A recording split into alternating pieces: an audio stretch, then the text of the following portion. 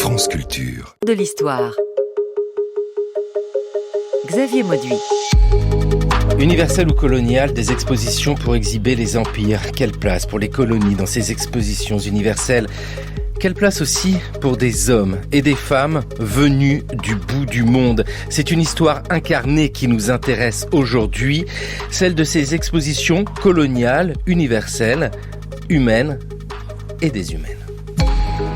À l'Université de Lille.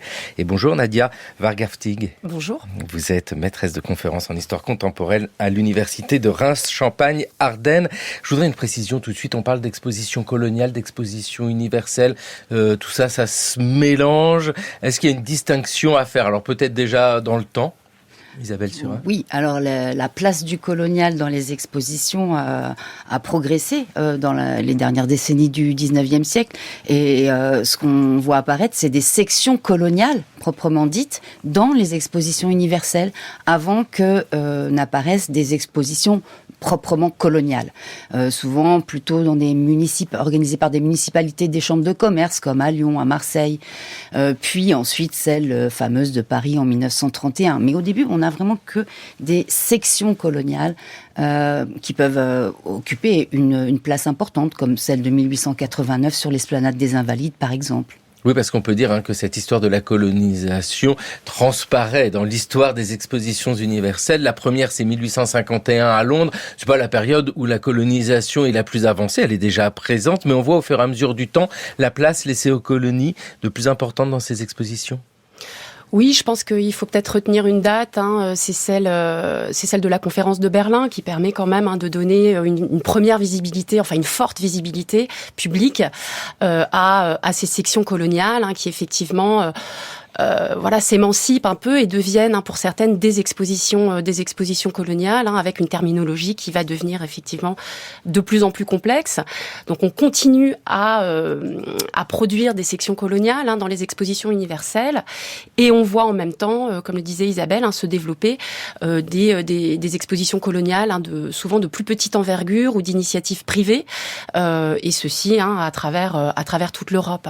Est-ce que l'on peut visiter une exposition avec vous, une exposition universelle à la recherche de cette partie liée aux colonies ? C'est-à-dire qu'elle est associée à la nation elle-même, c'est-à-dire que la partie des colonies françaises va être associée à la France ou au pavillon français, ou alors est-ce qu'on est à part ? Comment ça se construit tout ça ? On est vraiment à part. Voilà, 1889, c'est l'esplanade des Invalides, alors que le reste le principal de l'exposition est sur le Champ de Mars. En 1900, ça va être sur la colline du Trocadéro. Voilà, on a un grand espace dévolu à ces villages coloniaux, ces pavillons coloniaux, et ça prend aussi des formes différentes. J'ai dit village, pavillon, c'est différent. On a soit le bâtiment en dur qui représente un territoire, l'Algérie, la Tunisie, par exemple, soit on va avoir une reproduction d'un bâtiment authentique, par exemple déjà une tour du Temple d'Angkor en 1889, ou ce qui est une innovation de 1889, les villages. Et alors là, c'est une forme un peu nouvelle, parce qu'on cherche aussi à les habiter, à les animer, et donc on fait venir des délégations de personnes représentant le territoire colonial en question. Et ça veut dire des villages artisanaux souvent. On cherche à montrer des productions artisanales dans la filiation des expositions industrielles et commerciales, mais sous une forme nouvelle, plus attractive. Et voilà, 1889 est un tournant pour ça aussi. 1889, et si on avance un peu dans le temps, Nadia Vargaftig, on retrouve vos travaux en pierre de carton, les expositions coloniales au Portugal et en Italie, 1918-1940, avec ici des phénomènes à peu près similaires. Alors c'est toujours très important de rappeler la chronologie, parce que 1889 c'est une chose, mais avec vous nous sommes dans l'entre-deux-guerres. Est-ce que ça change beaucoup ?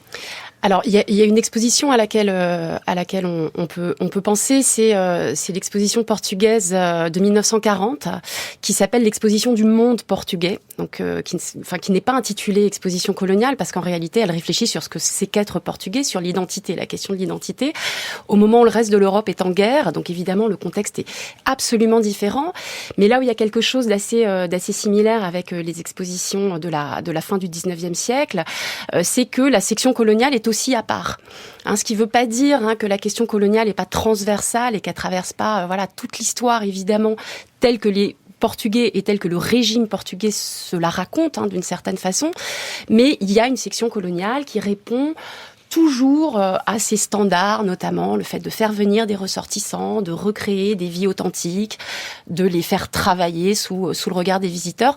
Donc évidemment, il y a énormément de changements, mais il y a aussi des formes de continuité formelle, parce que sans doute le public c'est un peu accoutumé à des attentes d'une certaine façon de ce côté-là. Isabelle Surin, d'ailleurs, vous nous l'avez dit, c'est aussi le principe même des expositions universelles, c'est-à-dire que faire travailler des gens dans un village reconstitué, et puis tout de suite ça donne un côté exotique pour utiliser un mot de ce temps-là, c'est à mettre en relation avec ce qui se passe exactement au même moment où on fait travailler des gens venus de toutes les provinces de France. C'est le principe même de l'exposition universelle. Oui, mais en même temps, l'évolution que l'on observe à ce moment-là, c'est la recherche de l'attraction, d'attirer le public par des spectacles qui sont lisibles sans grande explication. La tradition antérieure, c'était d'exposer dans des vitrines des produits. Alors les colonies, elles pouvaient être représentées par des échantillons de coton, d'arachide, etc., de produits agricoles ou commerciaux qui marquaient aussi l'intérêt commercial autour de l'Empire. Et c'était les chambres de commerce qui étaient actives dans cette représentation-là. Et chaque territoire cherchait aussi à montrer le meilleur de lui-même pour attirer des investisseurs. Quand je dis chaque territoire, je pense aux colons et aux administrateurs coloniaux. Alors donc c'est un peu nouveau de présenter ces villages et ça inquiète même au début dans la préparation de cette exposition de 1889 qui est la première à présenter des villages. Eh bien les conseillers généraux du Sénégal étaient hostiles à cette idée. Ils disaient mais on va pas présenter des exhibitions malsaines, des sauvages, c'est pas du tout l'image qu'on veut donner de notre territoire. Le Sénégal a connu un grand progrès, il y a des maisons en dur, pas des paillotes, on va pas quand même montrer des paillotes. Donc il y a un décalage entre deux cultures finalement de l'exposition, de manière de présenter une colonie en métropole. Oui, puis cela doit s'inscrire aussi dans l'ère du temps. Il y a une attraction qui est vraiment prisée, c'est celle de l'exposition. Parce que nous parlons des expositions universelles avec leur partie coloniale ou des expositions coloniales, mais il n'y a pas que ça au même moment. C'est-à-dire que là, si l'on parle de villages reconstitués, on va penser à d'autres attractions, et c'est le cas, qui sont à Paris, dans le jardin d'acclimatation, portés par d'autres mouvements. C'est pas l'exposition qui fait venir des gens du bout du monde. Alors, ce qui se passe dans le jardin d'acclimatation est un peu d'une autre nature, même si ça a accoutumé les Parisiens à voir des individus venus d'un ailleurs extra-européen. Mais c'est, à mon avis, des dispositifs de monstration ou d'exhibition assez différents. Dans le jardin d'acclimatation, on fait venir des groupes qui viennent de n'importe où dans le monde, hors d'Europe, mais sans intention proprement coloniale, c'est-à-dire ils sont pas là pour représenter un territoire colonisé par la France. Et puis ils sont présentés alors derrière des grilles, ce qui donne aussi, lorsque j'évoquais tout à l'heure l'idée d'exhibition malsaine, c'est à cela que pensait le conseiller du Sénégal qui s'exprimait comme ça. Certains emploient l'expression Barnum aussi parce que effectivement c'était des dispositifs inspirés des cirques, aussi de ce qu'avait créé l'entrepreneur allemand hambourgeois Hagenberg qui faisait venir à la fois des animaux, des humains dans un campement improvisé, cherchant à susciter l'attrait du public. Et là, il y a quelque chose qui était effectivement de l'ordre du voyeurisme, derrière des grilles, qui pouvait être jugé assez malsain. Mais le terme malsain, on le trouve dans les sources de l'époque, ce qui montre qu'il n'y avait pas une adhésion de tout le public à ce type d'exhibition, qui ont ensuite, plus récemment, été appelées zoos humains. Donc la question peut se poser de savoir est-ce que l'État, quand il présente une section coloniale à l'exposition universelle de 1889, de 1900, s'inscrit dans cette lignée-là, ou est-ce qu'il s'en distingue? Et c'est en débat à l'époque, mais à partir du moment où l'État, donc c'est le ministère du Commerce et de l'Industrie qui chapeaute ces expositions universelles, mais en lien avec le ministère des colonies, le sous-secrétariat d'État aux colonies à l'époque pour la partie coloniale, et en discussion avec les gouverneurs des colonies, essaye de mettre au point un dispositif qui va être assez différent en fait. Nadia Vergaftig, c'est important de faire ce distinguo ici qu'il y a entre ces initiatives portées par des fonds privés avec un objectif particulier et puis ce qui se passe dans les expositions universelles où là c'est une volonté de l'État. Je dis ça parce que c'est vrai que zoo humain, vous l'avez utilisé cette expression, Isabelle Surin, avec une expression récente qui évoque tout un imaginaire, mais à l'intérieur de ce même mot il y a plusieurs réalités. Oui, je crois que c'est important effectivement de les distinguer parce que le terme de zoo humain, il est évidemment extrêmement parlant et il porte une charge évidemment de condamnation et je pense qu'il désigne des réalités qu'Isabelle a décrites. C'est du cirque, c'est un mélange de registres en fait et en réalité c'est une vieille tradition de monstration de l'altérité, de la monstruosité, de ce qui n'est pas comme nous, ce qui finalement n'est jamais que le miroir de l'identité qu'on essaye de se construire, donc le miroir en creux d'une certaine façon. Et les organisateurs de grandes expositions, qui effectivement en général sont rattachés à des organisations publiques, à l'État, même si en réalité dans les structures de financement il y a toujours des intérêts privés dans ces expositions. Eh bien ils sont effectivement un peu embêtés parce que ces villages, il y a aussi des rues qui commencent à être reconstituées, rue du Caire, rue d'Alger. Les Portugais aiment bien reconstituer des rues de Macao, par exemple. Donc on le voit dans les sources, donc plus tard, qu'il y a toujours cette ambiguïté, c'est-à-dire que le village, la reconstitution, le fait de voir des ressortissants des colonies ou de pays très très éloignés pratiquer telle ou telle activité sous les yeux des visiteurs pose question. Et en général, les organisateurs sont dans une position, on va dire, plutôt de réserve sur le fait de ne pas céder à ce qu'ils projettent de la part du public, c'est-à-dire un désir de voyeurisme.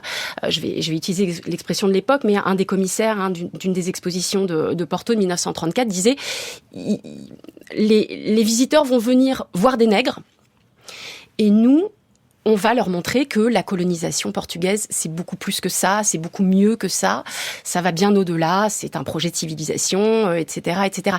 Mais le village, c'est, on pourrait dire, de manière un peu anachronique, c'est un produit d'appel d'une certaine façon, c'est ce que les organisateurs projettent des visiteurs, du désir des visiteurs, pour ensuite leur faire découvrir la réalité plus économique, plus culturelle, plus politique aussi de ce que peut être le projet colonial.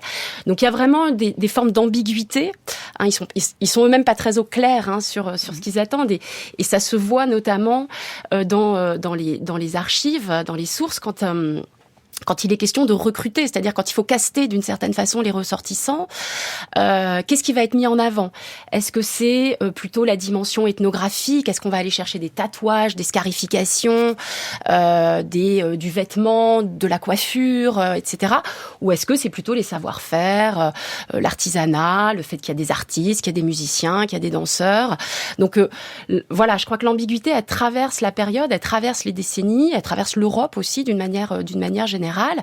Est-ce qu'on est là pour pour se faire plaisir, pour en prendre plein les yeux ou pour apprendre. Et finalement, on retrouve la double fonction de l'exposition, qui doit à la fois enseigner et divertir. Oui, parce que les organisateurs ont besoin de faire venir des gens. C'est la logique première. Et ils regardent ce qui se passe à côté. Qu'est-ce qui attire les gens ? En 1889, par exemple, à côté de l'exposition universelle, il y a un sacré spectacle. Étant gamin, évidemment, Buffalo Bill m'intéressait énormément. À ce moment-là, Buffalo Bill était venu à Paris en 89 et ça se passait du côté de la Porte des Ternes. On avait construit un grand terrain de façon à ce qu'il puisse faire ses évolutions. Et là, il galopait à cheval en cassant des œufs qu'on lui lançait. Il y avait l'attaque de la diligence, il y avait un tas de choses avec les Sioux. Mais moi, ce qui m'intéressait surtout, c'était les Peaux-Rouges. Et alors, après avoir été là, je voulais revoir les Peaux-Rouges de près. Et dans mon toupet de gosse, j'ai écrit à Buffalo Bill, tout simplement, pour lui demander l'autorisation d'aller voir ces Sioux. On m'a répondu en me donnant l'autorisation. J'ai été reçu par Buffalo Bill, qui m'a très aimablement accompagné jusqu'au camp des Sioux, en me donnant un interprète. Et j'ai passé ma matinée au milieu des Sioux, les uns qui se mettaient des plumes, les autres qui se peignaient le visage avec des traits rouges ou bleus, et les femmes qui préparaient leurs popotes. Enfin, ça m'a intéressé énormément, je suis resté là toute la matinée. Monsieur Lamarck a passé une bonne matinée, c'est un témoignage de 1956 à propos de Buffalo Bill à la fin du 19e siècle, en 1889, parce que c'est ça, Isabelle Surin, ces expositions universelles, c'est des spectacles. Mais avant tout, c'est du spectacle. Oui, alors cette archive est assez extraordinaire. Il parle aussi des tenues vestimentaires, des plumes, etc. Des cuisines aussi. Et les cuisines étaient assez représentées dans la presse de l'époque ou les guides d'exposition.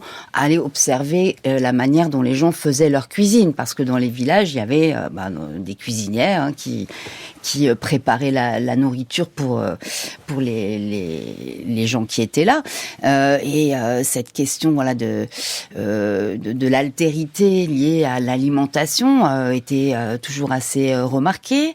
On allait aussi, on avait la possibilité de goûter à certains plats de ces cuisines. Il y avait des cafés, alors café-restaurant, Anamite, Javanais, etc. Qui permettaient de participer ou de s'engager aussi physiquement pour le visiteur dans cette expérience du contact avec cet autre. Alors, contact dont il est toujours assez difficile finalement de restituer la teneur, parce que les sources regorgent de témoignages multiples. On a alors les gens qui jettent des colibés, qui traitent les Africains de singes, qui disent qu'ils sont laids, etc. Mais on a aussi l'attirance, l'attraction pour cette altérité-là, les musiciens, la musique javanaise qui a inspiré Debussy par exemple, ou d'autres témoignages qui reflètent un intérêt plus réel et profond. Mais alors, vous avez passé cet extrait qui parle du Barnum de Buffalo Bill, et ce qui est assez extraordinaire, c'est que une partie des visiteurs, de la délégation sénégalaise, je pense notamment aux fils de chefs qui étaient amenés là dans une perspective tout à fait coloniale, pour en faire de futurs chefs alliés de l'administration. On les a emmenés, les Sénégalais, on les a emmenés voir Buffalo Bill aussi. Donc ils ont eux-mêmes vu des Sioux. Donc vous voyez que le contact, il peut aussi franchir un peu ces frontières de l'altérité, et qu'elles sont pas aussi nettes, Europe, non-Europe, ça peut être plus complexe. Et des contacts, et les Sénégalais vont aussi au restaurant Anamite. Donc il y a aussi des contacts entre colonisés, on pourrait dire, mais et puis les visités peuvent être aussi des visiteurs. Voilà. Oui, c'est ça. une histoire de regard et de multiples regards, et on le voit bien. Et c'est en cela que l'histoire comparée est intéressante ici, parce que on parle de l'exposition de 1889 par exemple, mais est-ce qu'il y a un schéma qui se reproduit dans les expositions universelles, quel que soit le pays? C'est-à-dire on va retrouver la même chose, que ce soit au Portugal et en Italie. Il y a une spécificité nationale des expositions universelles? Là aussi, il y a deux manières de voir les choses, hein. C'est-à-dire qu'il y a quand même un standard de l'exposition universelle qui s'est installé, qui s'est implanté, qui s'est construit beaucoup entre les deux grands pôles dont vous avez parlé hier, hein, Londres et Paris, hein, et Paris, c'est les expositions parisiennes, hein, c'est vraiment le lieu des innovations scénographiques, hein, du type les villages, etc. La grande exposition de sites, hein, ça devient effectivement un grand standard. Moi, dans la période que j'étudie, l'entre-deux-guerres, il y a une institution qui se met en place, hein, qui s'appelle le Bureau international des expositions, qui essaie de mettre un peu d'ordre en fait dans tout ça, parce qu'il y a quasiment une exposition internationale par an. Parfois, il y en a plusieurs dans la même année. Il y en a beaucoup en Belgique, il y en a beaucoup dans une partie du monde occidental. Il y en a en Italie déjà. Et effectivement, avant la Première Guerre mondiale, hein, il y a une forme de profusion. Et se met en place, mais alors très lentement, au début des années 1930, hein, ce bureau qui existe toujours aujourd'hui, hein, qui est une instance de régulation des expositions universelles, qui essaie de mettre un peu d'ordre, on va dire, dans cette profusion, dans cette inflation qui rend l'exposition un peu illisible à ce moment-là. Et donc dans ce contexte, hein, toutes les expositions ne sont pas estampillées universelles, hein, par le bureau international, ce qui ne les empêche pas d'être organisées ou d'exister. Donc le modèle il circule, hein, et en même temps, évidemment, chaque nation, et notamment lorsqu'il est question d'empire et de colonisation, eh bien, alors pour le cas du Portugal et de l'Italie encore plus, a besoin de marquer sa signature, de marquer sa manière de coloniser, parce que on est aussi dans un environnement un peu concurrentiel, hein, on est aussi dans une période de crise économique mondiale, hein, donc il faut vendre, il faut exporter, notamment les produits coloniaux qui connaissent pour beaucoup d'entre eux une chute des prix. Enfin, on est vraiment, faut pas oublier non plus, hein, que c'est aussi une affaire d'argent et de circulation, pas seulement d'individus, de culture et de rencontres, mais aussi de circulation financière et de matières premières. Et donc les Portugais et les Italiens, eh bien, effectivement, vont devoir trouver leur place d'une certaine façon. Et c'est des puissances, alors évidemment, qui ont une place assez, contrastée dans le champ des nations, mais qui revendiquent, hein, ce titre, hein, de grands empires, notamment de grands empires historiques. Hein, la dimension historique est fondamentale. Hein, il y a des référents. Hein, il y a évidemment l'Empire romain pour Mussolini, parce que ça traverse aussi toute la propagande du régime fasciste à la même époque. Et puis pour Salazar, hein, c'est évidemment les grandes découvertes, hein, avec tous les guillemets qui s'imposent, les descobrimentos qui permettent effectivement de tracer une ligne qui est avant tout une ligne historique. Et le deuxième marqueur pour ces deux régimes à ce moment-là, c'est justement la conscience vraisemblablement que sur le plan strictement économique, ils feront pas le poids d'une certaine façon de la comparaison avec les grands empires capitalistes, et que donc leur colonisation, c'est une colonisation qui va plutôt signer une approche, alors c'est un peu fou ce que je m'apprête à dire, mais humaniste de la colonisation, par le métissage, par la rencontre authentique, par une colonisation de colons, hein, de peuplement, et on a donc ce récit, hein, vous l'avez compris, qui relève totalement de la propagande, pour montrer que ce sont des colonisations d'individus, de familles, et non pas de grandes entreprises capitalistes, de compagnies, de grandes compagnies, etc. Parce qu'il faut se distinguer, mais dans un modèle qui est le modèle, hein, européocentré des empires coloniaux de cet entre-deux-guerres. Oui, parce qu'on parle d'universel, mais on le sait bien, c'est universel. En réalité, ça veut dire Occident. Nadia Vargavtik, vous venez de citer Mussolini et la référence à l'Empire romain, et ça, on la comprend aisément. Pour Salazar et le Portugal, il y a cette référence, alors des grandes découvertes, comme on le disait par le passé, mais c'est vrai que c'est intéressant de voir ici comment, de manière intrinsèque, l'identité même revendiquée du Portugal passe par la colonisation. Et c'est fort ça, parce que c'est aussi un modèle proposé. Alors proposé à qui ? Sans doute pas au peuple colonisé au sens où on leur impose, mais peut-être aux autres nations, à soi-même bien sûr, mais aux autres aussi. On se présente comme tel. Oui, en tout cas, ça a été le choix des Portugais, et je dirais avant Salazar. C'est-à-dire que Salazar ne fait qu'accentuer une doctrine qui était déjà défendue, par exemple, à la conférence de Berlin dont je parlais tout à l'heure. C'est-à-dire que les Portugais ont tenté de défendre une idée qui n'a pas été retenue sur les conditions ce qu'on a appelé du partage de l'Afrique, qui a succédé à la conférence de Berlin, pour pouvoir revendiquer des territoires africains. Les Portugais avaient déjà mis en place la doctrine des droits historiques, c'est-à-dire premier arrivé. Mais en réalité, d'abord la continuité historique de la présence portugaise en Afrique, elle est avérée. C'est les premiers, on va dire, en termes de contact. Mais bon, en réalité, elle a été très distendue, cette longévité. Mais ça, par contre, effectivement, pour Salazar, que ce soit, comme vous le disiez, à l'intérieur du pays ou à l'extérieur vis-à-vis de ses partenaires diplomatiques, économiques, etc. C'était une manière de dire on colonise depuis 5 siècles.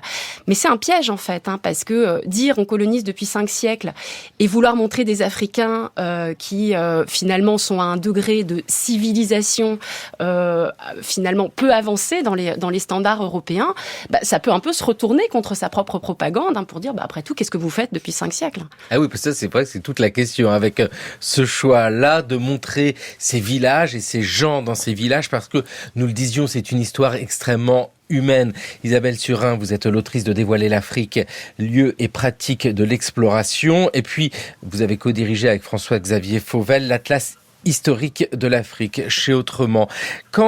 Et je vous pose une question qui pourrait paraître provocante, mais quand on dit oui, on fait venir des gens d'Afrique pour faire de l'artisanat, du tissage en tenue traditionnelle, on va répondre facilement, mais c'est la même chose dans le pavillon allemand où vous avez des gens en costume traditionnel qui font des currywursts, et puis dans le pavillon belge où on peut faire des moules frites en costume traditionnel. En fait, quelle est la différence intrinsèque dans cette démarche d'exposer des gens ? Parce que déjà, il faut essayer de retrouver leur parcours. Est-ce qu'ils viennent volontairement ? Oui, sans doute. Mais comment ça se construit tout ça ? Alors, c'est assez variable d'un territoire à l'autre. Les administrations coloniales sont associées à la préparation de la façon dont le territoire va concevoir sa propre représentation dans l'exposition.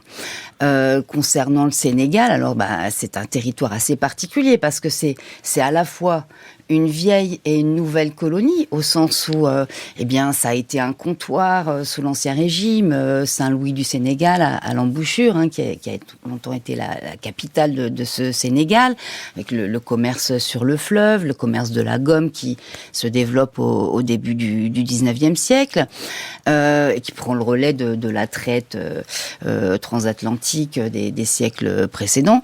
Mais ce Sénégal, dispose de comme ça 4 petites enclaves territoriales qui sont d'anciens comptoirs et qui ont bénéficié à ce titre, tout comme les Antilles françaises, enfin la Guyane, la Martinique, la Guadeloupe, mais aussi la Réunion et les établissements français de l'Inde, du statut de citoyen en fait.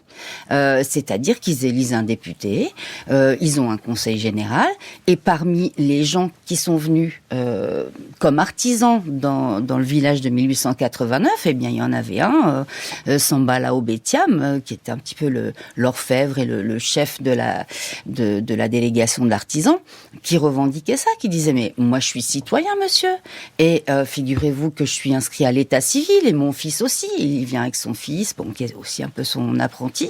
Et donc, il y a là une façon de se positionner qui est bien différente, qui est un peu inattendue peut-être par rapport à l'image que l'on peut avoir de ces personnes exhibées. il va plus loin. Il se plaint aussi à un journaliste.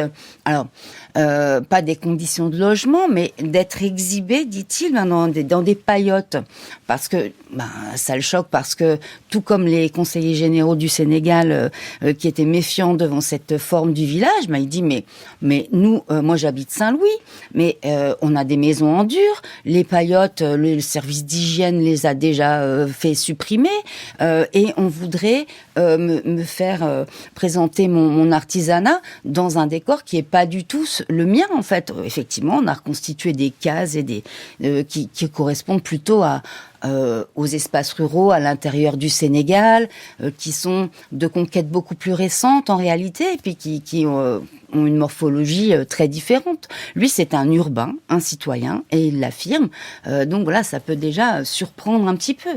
Ah oui, c'est vraiment étonnant d'ailleurs d'entendre ça, parce que c'est vrai que ces cheminements individuels sont effacés, et même de la part des historiens et des historiennes qui ont longtemps travaillé dessus, parce que c'est simplement difficile à trouver. On sent qu'il y a un regard maintenant très net porté sur qui sont ces individus, d'où ils viennent, est-ce qu'ils ont accepté de venir ou comment ça s'est passé, y avait-il un contrat, leurs conditions de vie, tout ça c'est un travail à réaliser.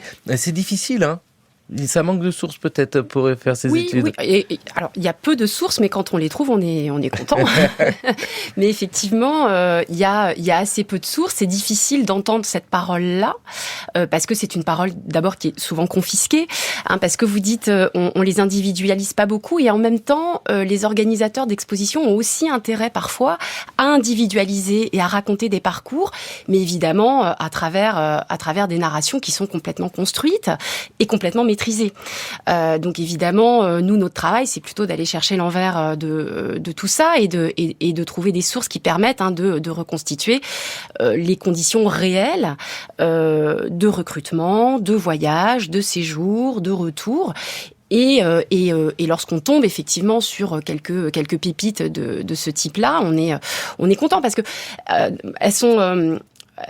elles ne sont souvent représentatives que de ce parcours-là, mais ça permet quand même d'ouvrir des brèches, ça permet quand même aussi de réinterroger la notion de zoo humain, de retrouver des espaces, alors à défaut de liberté, mais en tout cas d'action possible pour ces individus. Alors là, comme le disait Isabelle, il y a des cas très divers, il y a des cas qui relèvent, alors moi j'en ai vu quelques-uns, quasiment de la capture.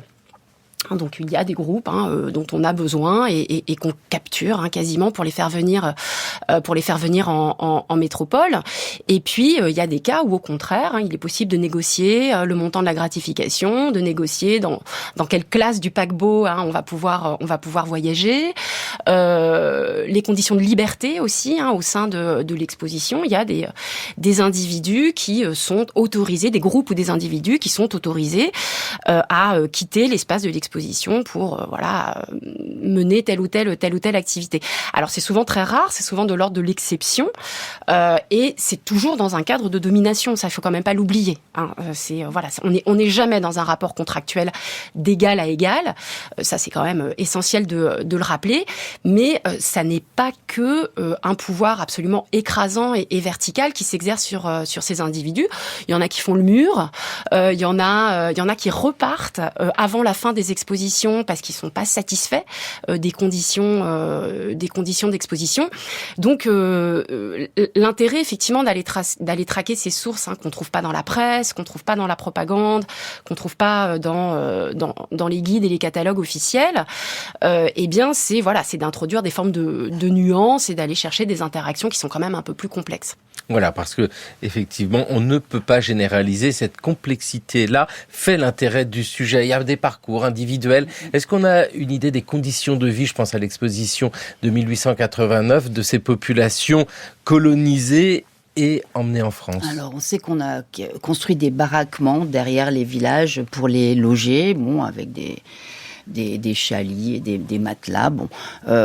J'ai pas eu beaucoup plus d'éléments sur ce type d'habitat qui leur était proposé. Visiblement, c'est pas exactement de ça qu'ils se plaignent, mais du village lui-même, de la forme d'exhibition qui leur est imposée finalement. On sait, alors que pour 1889, mais aussi pour 1900, qu'ils étaient libres de leur mouvement, qu'ils pouvaient circuler aussi bien dans l'exposition que en dehors. Et de fait, ils vont aussi voir la Tour Eiffel. Ils font des emplettes. Ils sont des salariés de l'exposition en fait. On sait aussi par des témoignages qu'ils vont faire leurs courses dans les épiceries des rues avoisinantes et que voilà ils peuvent se mêler aussi à la population parisienne dans ce cadre-là. Alors il y a eu en revanche des formes beaucoup plus contraignantes pour eux, alors notamment les villages organisés par des entrepreneurs de spectacles qui faisaient des tournées dans beaucoup de villes de province, avaient une enceinte fermée la nuit, et les gens n'étaient pas libres de leur mouvement. Donc là, il y a un autre type de recrutement qui conduit effectivement à une contrainte assez différente, mais c'est pas le cas ni en 1889, ni en 1900, ni en 1931.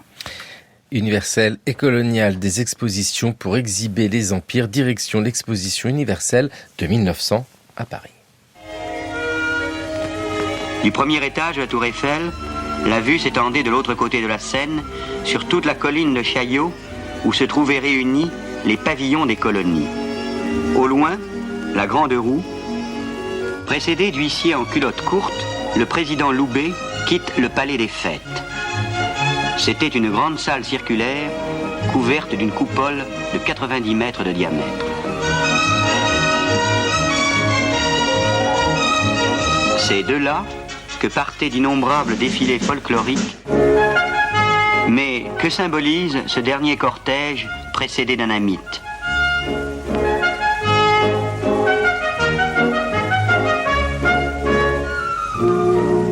Tiré par des Sénégalais évocateurs de gloire coloniale, le char est escorté de femmes qui, pour des raisons mystérieuses, portent des ailes blanches. Au pied du Trocadéro étaient groupés les pavillons des colonies françaises et étrangères. Toute la colline était un rêve d'exotisme où se mêlaient les casbahs, les mosquées, les pagodes, les paillotes. Le père de famille se dit qu'il reviendra seul pour admirer le ventre mobile des Ouled Niles. La réalité est un peu décevante. On sert du thé à la menthe et les enfants sont admis. En 1967, Marc Allégret s'est emparé des archives des frères Lumière pour réaliser un film, un court-métrage sur l'exposition de 1900, et un court-métrage commenté par Jean Rouch. Passionnant d'entendre cela, parce que on a les images qui nous viennent en tête. Nadia Vargavtig, dans ces expositions universelles, je vous écoute depuis tout à l'heure, mais je me dis, c'est pas le monde colonial qui est représenté. C'est un monde colonial fantasmé. Enfin, c'est un concentré de clichés, cette histoire-là. C'est un récit qui s'insère dans des dispositifs de propagande qui sont plus larges, plus vastes, et qui visent à toucher effectivement toutes les strates de la population. Alors ce sont oui bien sûr, ce sont des fictions, mais qu'il faut prendre au sérieux d'une certaine façon, parce qu'elles disent évidemment le projet colonial, l'imaginaire qu'il faut rattacher à ce projet, et il y a évidemment beaucoup d'inventions, beaucoup de fantasmes, beaucoup de désirs. Mais quand on travaille un peu sur la fabrication de ces expositions, en fait c'est quand même aussi une manière de lire le monde colonial un peu à rebours, parce que justement on y retrouve les tensions, on y retrouve les enjeux, les liens entre la métropole et l'empire, la place des gouverneurs, la place des commissaires. Donc on comprend aussi le fonctionnement de ce qu'on appelle la situation coloniale à travers la fabrication de ces expositions, et donc en les lisant un petit peu à rebours comme ça. Oui, bien sûr, ce sont des récits, ce sont des fictions que les organisateurs essaient de maîtriser de A à Z, ce qui en réalité n'est pas possible. Il y a des loupés. Les organisateurs sont souvent très inquiets, par exemple, de la tournure que peuvent prendre les interactions entre les visiteurs et les visités, les invités, comme on trouve parfois dans les expositions. Donc il y a toujours la peur que quelque chose échappe en fait à ce discours parfaitement maîtrisé. Il y a la question par exemple de la consommation d'alcool qui peut apparaître dans les expositions. Et donc en les lisant comme ça, je crois qu'on apprend aussi beaucoup de la situation coloniale, de ces tensions, de ces lignes de faille, et du fait que justement la situation coloniale, ça n'est pas d'un côté un dominant, de l'autre un dominé, mais en réalité toute une série d'espaces de négociation dans un cadre qui reste celui de la domination quand même. Un cadre en carton, parce que Empire de carton, je reprends le titre de votre ouvrage. Oui, tout à fait. Parce que c'est ça aussi, l'exposition coloniale, c'est donner à voir aux gens de la métropole qui viennent visiter, et pas seulement de la métropole, parce qu'on vient du monde entier. Il y a vraiment comme un concentré du monde à ce moment-là, et dans cette narration, dans cette fiction, mais qui elle-même est un objet historique et elle-même est porteuse de sens, on a quand même un besoin sans cesse de prise de recul pour saisir ce que sont ces expositions. Pour le dire autrement, entre le visiteur qui se dit c'est incroyable, regardez comment ils vivent, et puis la volonté d'analyser, il y a quand même plein de paliers.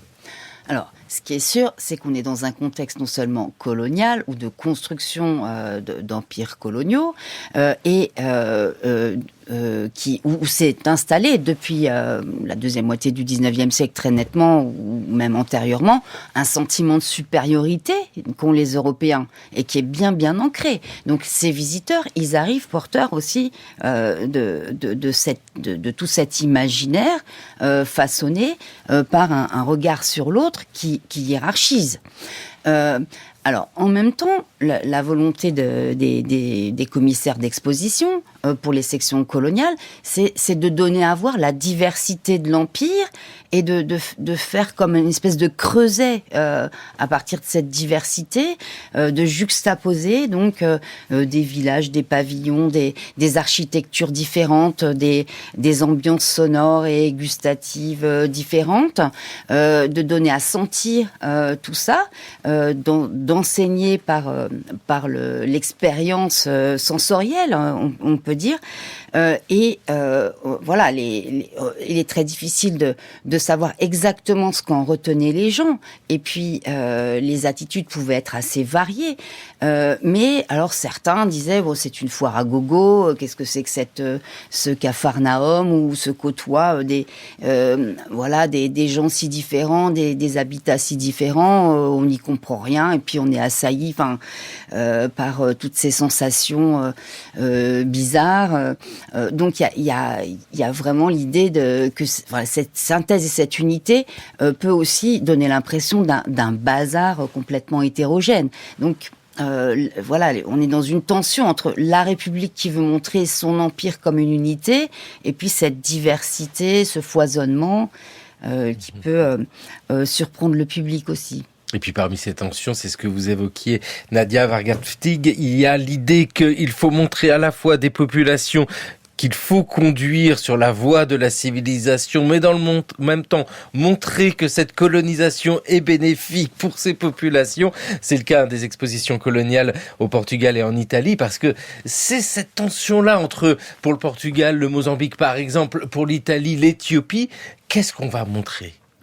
Alors là, pour le coup, il y a quand même des vraies différences entre les deux pays, et il y a un tournant très important pour le cas italien, c'est justement la conquête de l'Éthiopie, la guerre d'Éthiopie, puisqu'en réalité, l'Éthiopie ne devient colonie italienne qu'en 1936, ce qui est très très tardif, et ne le sera jamais véritablement, parce qu'il n'y a pas de maîtrise réelle du territoire, et puis la Seconde Guerre mondiale vient évidemment modifier dès 1941 la situation géopolitique.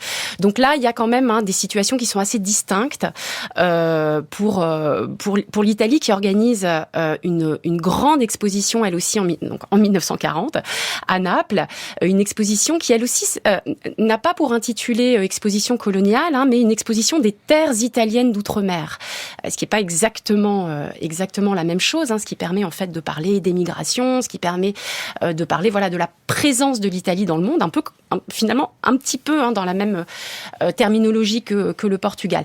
Mais la grande différence, c'est que l'Italie, en Éthiopie et dans ses colonies d'Afrique orientale, a mis en place la ségrégation raciale.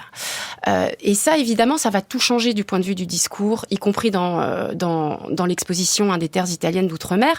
Et ça se retrouve et finalement c'est assez particulier, je crois, assez singulier, dans le fait que beaucoup des organisateurs, des commissaires d'exposition, membres du parti, enfin il y a une structure assez compliquée de montage de cette exposition, sont assez réticents à faire venir des ressortissants africains, tout en ayant conscience qu'il y en ait.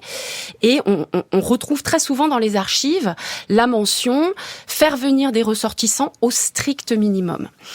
Et contrôler les interactions. On est dans des dictatures en fait, et donc ça évidemment, ça vient rajouter d'une certaine façon à la difficulté de comprendre ce que les visiteurs notamment ressentaient lors de la visite. Donc ça c'est pour le cas italien qui est absolument à la fin des années 30 obsédé par la question du prestige de la race. Et ça donne une tonalité très particulière à cette exposition qui est quand même une exposition de la race en fait, du racisme institutionnel. Du côté des organisateurs portugais, alors là c'est plus chargé d'ambiguïté, comme vous le disiez, c'est-à-dire qu'il y a ce curseur à placer au bon endroit, sans qu'en fait il trouve jamais le bon endroit, entre sauvagerie qu'il faut amener à la civilisation, notamment par l'action missionnaire, parce qu'il y a évidemment cette dimension religieuse qui est extrêmement importante, la dimension évangélique est très importante. Et donc il y a d'un côté le pôle sauvagerie, donc on va aller chercher, pour l'exposition de Porto de 1934, on va aller chercher entre guillemets, des pygmées d'Angola, parce que donc on revient un petit peu à cette terminologie du zoo humain. Et en même temps, il faut qu'on aille aussi trouver des élèves, des missions qui ont été baptisés, qui sont dans des formations professionnelles, qui sont devenus des artistes ou des artisans chevronnés, dont certains ont pu être alphabétisés. Et donc oui, il y a cette polarité qui est jamais véritablement résolue pour les organisateurs de ces expositions au Portugal. Ces expositions coloniales au Portugal ou en Italie, dans les années 1930, bénéficient d'un modèle. C'est l'exposition coloniale en France de 1931. C'est un jalon, là aussi. Alors, toujours cette réflexion, exposition universelle, exposition coloniale. Là, avec 1931, on sent bien que ça y est, l'exposition coloniale vit en elle-même. Elle n'a plus besoin d'être dans une exposition universelle. Oui, elle est même considérée presque comme le moment d'apogée de l'Empire français. Alors, sur cette exposition de 1931, juste par contraste, Nadia parlait d'exposition de la race pour l'Italie fasciste. L'exposition de 1931 interdit deux choses qui commençaient à heurter les sensibilités, enfin qui faisaient débat depuis longtemps, mais les pousse-pousse. C'est-à-dire, les anamites qui tiraient le rickshaw ou le pousse-pousse pour promener les visiteurs, et les mesures anthropométriques. Ces mesures anthropométriques, c'était des mesures menées par des savants, des anthropologues, spécialistes d'une anthropologie physique, qui cherchaient à établir une hiérarchie des races humaines et l'arbre généalogique de l'espèce humaine, mais en passant par la mesure du corps. Donc un rapport au corps qui conduisait à essayer de mesurer de la tête aux pieds des individus pris dans les expositions, la forme du crâne, le crâne long, large, mais aussi la force musculaire, tous les membres étaient détaillés. Et ça impliquait finalement des actes assez intrusifs ou contraignants. Enfin, fallait imaginer ce que c'était. Alors, ils avaient eu l'habitude au XIXe siècle de faire ça au jardin d'acclimatation, où ils étaient assez les bienvenus pour mesurer les individus. En 1889, on voit que déjà, ils se heurtent à une certaine résistance. Les Sénégalais, une partie d'entre eux et toutes les femmes présentes dans l'exposition refusent absolument de se prêter à ces mesures anthropométriques. Donc, on voit déjà que c'est une manière de faire science à partir des individus exhibés qui commence à poser problème. Voilà. Bon, donc il faut aussi penser que l'anthropologie physique est aussi assez caractéristique de cette fin du 19e siècle, va être relayée par une autre forme d'anthropologie, disons, plus proche de l'ethnologie, où l'on va s'intéresser aux mœurs, aux croyances, et ça va s'épanouir plutôt dans l'entre-deux-guerres, dans le cas français. Donc l'anthropologie physique est un peu devenue une espèce d'archaïsme. En 1931, c'est plus possible de laisser les personnes se prêter à ce genre de mesures. Isabelle Surin, vous nous avez bien dit que aux origines même de ces villages coloniaux, il y avait déjà des critiques. Et on parlait de malsains, et en 1931, évidemment encore des critiques. Le dogme de l'intégrité du territoire national, invoqué pour donner à ces massacres une justification morale, est basé sur un jeu de mots insuffisant pour faire oublier qu'il n'est pas une semaine où l'on ne tue aux colonies.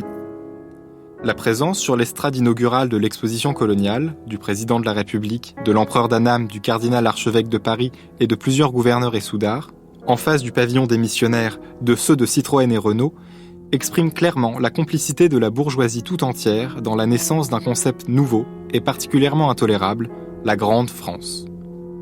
C'est pour implanter ce concept escroquerie que l'on a bâti les pavillons de l'exposition de Vincennes. Il s'agit de donner aux citoyens de la métropole la conscience de propriétaires qu'il leur faudra entendre, sans broncher, l'écho des fusillades lointaines. Tract surréaliste de 1931, ne visitez pas l'exposition coloniale. Dans vos expositions coloniales, à vous, au Portugal et en Italie, il n'y a pas de tract comme ça parce qu'on est en dictature. Non. Là, vraiment là-dessus, j'ai quasiment rien trouvé de dissonant. Il faut vraiment aller chercher très loin. Je voulais juste rebondir sur un des éléments qu'a dit Isabelle, parce que cette question effectivement de l'anthropométrie, autant en France en 1931 pose problème, autant à Porto en 1934, il y a un grand anthropologue de l'école de Porto qui a quasiment d'une anthropologie très très raciale et très biologique, qui a fait ses petites mesures pendant l'exposition coloniale de Porto. Donc le modèle, il y a une forme d'anachronisme, de retard portugais. Alors italien, n'en parlons pas, parce que vraiment il y a ce retour évidemment du racisme d'État dans le contexte italien.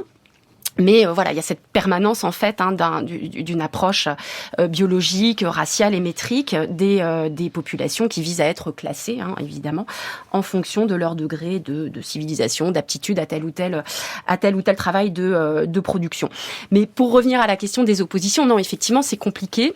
Il y en a quand même un petit peu au début de la période salazariste, donc quand Salazar met en place son régime de manière très progressive au tournant des années 20 et des années 30, mais en réalité, ce sont essentiellement des oppositions au régime, c'est-à-dire que on va tirer plutôt prétexte de l'organisation des expositions, des inaugurations officielles, etc., pour monter des petites manifestations, mais qui sont en fait la question coloniale au Portugal, de ce que l'on peut en dire pour l'état de la question, c'est qu'elle ne fait plus vraiment débat depuis le début du XXe siècle. Elle a fait débat au XIXe siècle, lorsque le Portugal notamment a perdu le Brésil, sa grande colonie, et s'est posé la question de savoir est-ce qu'on va reconstruire ce qu'ils appelaient un nouveau Brésil en Afrique. Donc ça a été un grand questionnement du XIXe siècle. Mais quand Salazar arrive au pouvoir, les oppositions, y compris républicaines, y compris le petit communiste, sont globalement sont plutôt du côté de l'idéologie coloniale qui fait un peu le ciment, on va dire, du régime salazariste. Pour l'Italie, c'est encore différent, mais de toute façon, la mise en place de la dictature fasciste dure à partir de 1925, fait qu'effectivement l'expression des oppositions, d'abord, elle va pas tellement se tourner vers les questions coloniales qui sont plutôt secondaires par rapport à des questions évidemment beaucoup plus politiques liées à la question des libertés, tout simplement. Donc effectivement, peu de manifestations d'opposition. Ouais. Et puis la question du retour pour ces populations colonisées, déplacées et exposées. Quand ça se termine l'exposition, qu'est-ce qu'elles deviennent ces populations-là ? Ces retours chez eux ? Oui, la plupart rentrent chez eux. Alors on connaît quelques exemples de Kanaks en 1931 qui ont refusé à Marseille d'embarquer, qui sont restés en France. Mais sinon, ce qui intéresse les historiens aujourd'hui, c'est aussi de reconstituer les trajectoires, de retrouver ce que sont devenus tous ces gens lorsque les sources le permettent. Moi j'ai un peu continué à enquêter sur Sambala Obetiam ou d'autres Sénégalais qui sont venus en 1889. Alors, il est difficile de le retrouver. En revanche, on sait qu'un de ses neveux est devenu recruteur pour des villages en tournée ensuite. Donc, il est devenu chef de village. Donc, il en a fait profession. On sait aussi que les jeunes chefs et fils de chefs qui ont été amenés dans une politique diplomatique, de diplomatie coloniale bien construite pour associer ces chefs à la construction de l'empire, sont devenus ensuite pour les uns des interprètes, des instituteurs, pour d'autres des chefs, effectivement dans le cadre colonial. Donc des notables coloniaux, et ça on les retrouve vraiment dans les archives. Avec toute la question d'ailleurs, à partir de quand ne voit-on plus ces villages dans les expositions universelles ? On doit attendre la décolonisation pour que ça disparaisse ? En fait, il y a une exposition qui est intéressante à aller observer de ce point de vue-là. Il faut passer la crête de la Seconde Guerre mondiale. C'est l'exposition de Bruxelles de 1958 qui réinstaure un village congolais. Les organisateurs belges remettent en place un village congolais. Et donc on est dans une forme d'anachronisme qui est très déstabilisante. Et ce qui va se passer, c'est que donc là on revient un petit peu à cette problématique du zoo humain, mais une partie du public va lancer des bananes à des participants. Donc il y a cette espèce de malentendu et qui extrêmement troublant, mais la bonne nouvelle de ce dispositif, c'est que, de cet incident, c'est que les participants congolais vont quitter l'exposition. Ils en auront évidemment la possibilité en disant ça c'est plus possible en fait. Et là on voit bien qu'on a changé d'époque, mais qu'une partie du public l'a pas compris. On est 2 ans avant l'indépendance du Congo, 2 ans avant l'indépendance de toute l'Afrique occidentale et équatoriale française.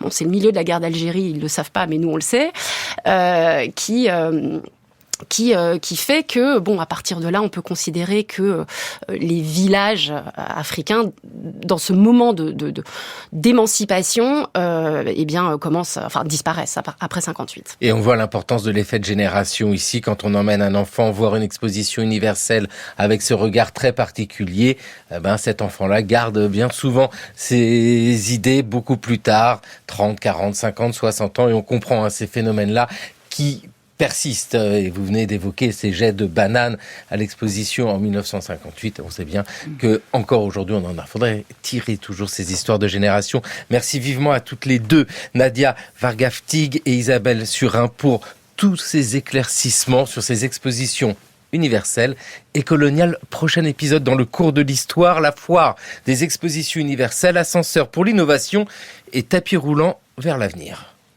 Le trottoir roulant faisait un grand cercle au croisement de l'école militaire reposant sur un viaduc en charpente de 7 mètres de hauteur. Au loin, les voyageurs sur la plateforme mobile s'éloignent par la venue de la motte piquée. C'était le cours de l'histoire sur France Culture, une émission réalisée par Thomas Vaux, avec aujourd'hui à la technique Ludovic Auger, émission préparée par Jeanne Delecroix, Jeanne Copper, Raphaël Laloum, Clémentine Ducasse, Maël Vincent Randonnier et Maïwen Guizou. Le cours de l'histoire à retrouver à podcaster sur franceculture.fr et l'appli Radio France.